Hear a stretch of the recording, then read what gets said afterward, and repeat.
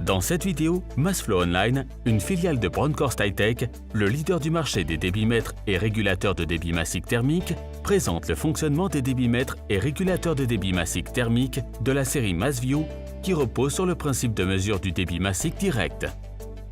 Ces instruments de mesure du débit massique thermique sont alimentés par une source d'alimentation de 15 à 24 volts en courant continu. Après la première mise sous tension, l'écran polyvalent OLED affiche une page de configuration. Ce menu vous permet de sélectionner les principaux paramètres de votre procédé. Appuyez au centre du bouton de navigation à 4 directions, puis choisissez le nom du fluide en naviguant vers le haut ou le bas. Appuyez de nouveau au centre du bouton pour valider la sélection. Ensuite, la capacité de débit et le type de communication peuvent être sélectionnés de la même manière. Ces paramètres sont sauvegardés en appuyant 2 fois sur le bouton « Enregistrer ». L'instrument est prêt à être utilisé.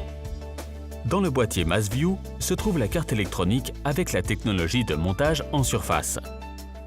La partie mesure de l'instrument se compose d'un redresseur d'écoulement et d'un capteur de débit massique thermique en ligne. Le capteur de débit se compose de 2 sondes en acier inoxydable, une sonde avec un élément chauffant et une sonde de température. Une température constante, ΔT, est créée entre les 2 sondes. Une fois l'instrument connecté à la ligne de process et la pression d'alimentation configurée, la valeur mesurée correspond à un débit nul aussi longtemps que la vanne à aiguille manuelle est en position fermée. La vanne à aiguille, qui présente un orifice avec un siège long et conique, permet de réguler le débit. Le siège et le plongeur, en forme d'aiguille, situé à l'extrémité d'une vis, se connectent parfaitement. Tandis que la vis tourne et que le plongeur se rétracte, le débit entre le siège et le plongeur augmente.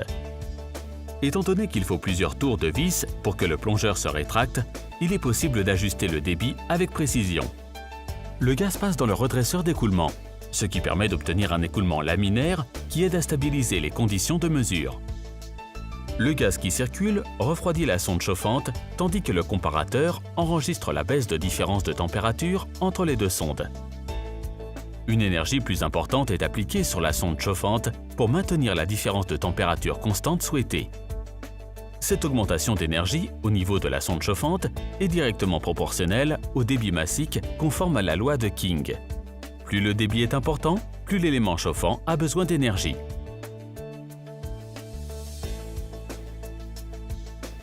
L'écran graphique OLED, clairement visible quel que soit l'angle, permet de lire le débit réel, valeur et graphique, le débit total et le type de fluide. Si des alarmes sont activées, leur valeur s'affiche sur la gauche du graphique. Massflow Online et Bronkhorst seraient ravis de partager leur expérience et leurs connaissances avec vous afin de travailler ensemble et d'améliorer votre procédé.